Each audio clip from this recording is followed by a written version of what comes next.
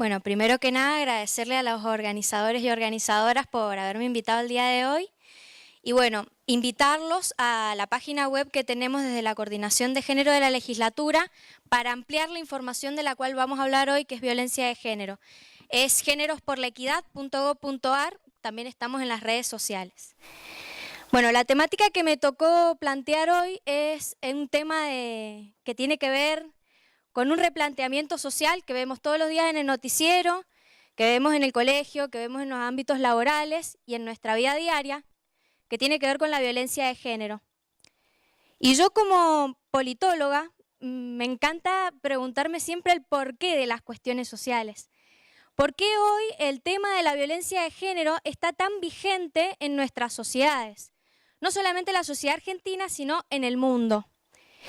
Y la respuesta que uno busca, tal vez en los libros de historia, y aunque suene aburrido, pero en realidad es el porqué del hoy, es que a lo largo de milenios las mujeres ocuparon un rol en la estructura social y los varones ocuparon otra.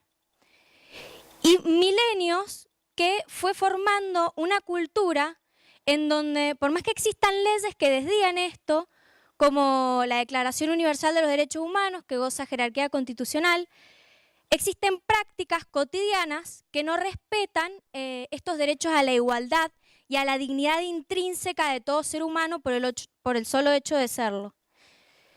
Y estos datos, que por más de que parezcan abstractos, y si nos vamos a la historia, por ejemplo, las mujeres empezaron a votar masivamente en muchos países del mundo después de la Primera Guerra Mundial, cuando entran a trabajar en las fábricas, porque los varones tenían que ir a la guerra, las mujeres van a trabajar a las fábricas.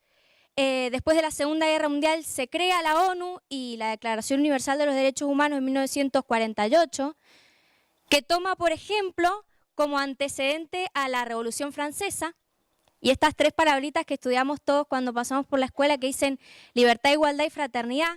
Sin embargo, ¿dónde estaban las mujeres en esa estructura histórica? Las mujeres no eran parte de la libertad, la igualdad y la fraternidad.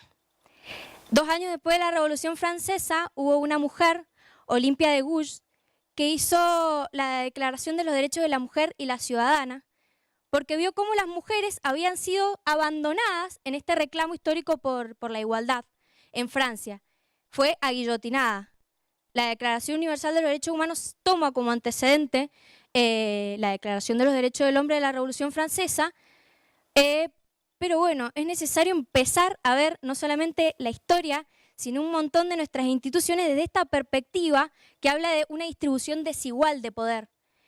Y aunque suena, no sé, a veces como muy revolucionario, como distribución desigual de poder, era una distribución desigual de poder que estaba en nuestras leyes, en Argentina, en el mundo y en una organización social milenaria. Entonces, empezar a trabajar esta cultura implica replantearnos nuestras prácticas diarias. Hoy día tenemos una ley nacional que es modelo a nivel latinoamericano, que habla de la Ley de Salud Integral de las Mujeres, 26.485, y habla, por ejemplo, de distintos tipos de violencia. La violencia física, sexual, económica y patrimonial, simbólica, y la violencia psicológica. ¿De qué nos habla esto? De que cuando vemos en la tele que hay un femicidio, no tenemos que pensar que solamente es la única manifestación de la violencia que hay hacia las mujeres, sino entender que es la violencia más extrema y que antes hay un montón de violencias que nosotros normalizamos, naturalizamos en nuestras prácticas diarias. ¿Y qué implica eso? Y por ejemplo, si vamos a las estadísticas, vemos que a nivel latinoamericano los varones tienen un nivel de ocupación del 75% y las mujeres del 50%. ¿Por qué el 25% menos de las mujeres trabaja? Empezamos a hacernos estas preguntas. O por ejemplo, a nivel nacional, según las estadísticas del 2017, las mujeres cobran 29% menos que los varones en cargos similares.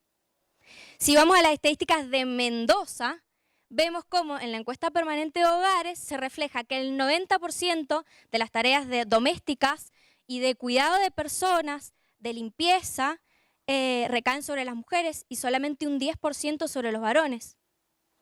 Y que, por ejemplo, en cargos directivos y de jefaturas, el 70% en Argentina son ocupadas por varones.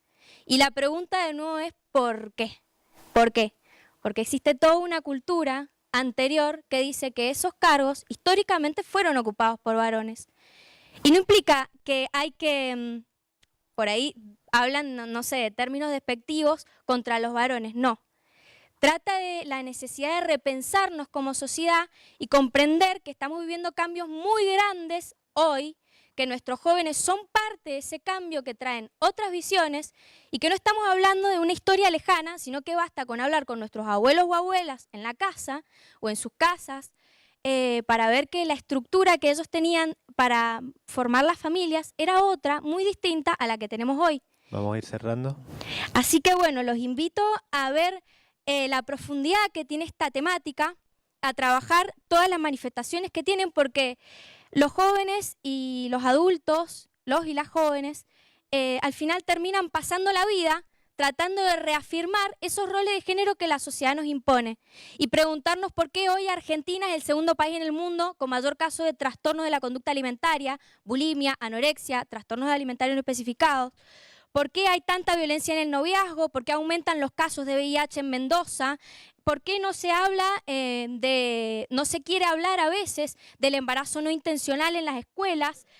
¿Por qué el abuso sexual a veces no encuentra una contención por parte de los adolescentes en las escuelas? Todos estos son planteos que nos hacen los mismos jóvenes. Empezar a replantearnos todo esto tiene que ver con repensarnos a nosotros en nuestra vida diaria, en pensarnos como sociedad y en hablar de equidad de género. Bueno, muchas gracias. Creo que ya se me acabó el tiempo. Muchas gracias, Denise.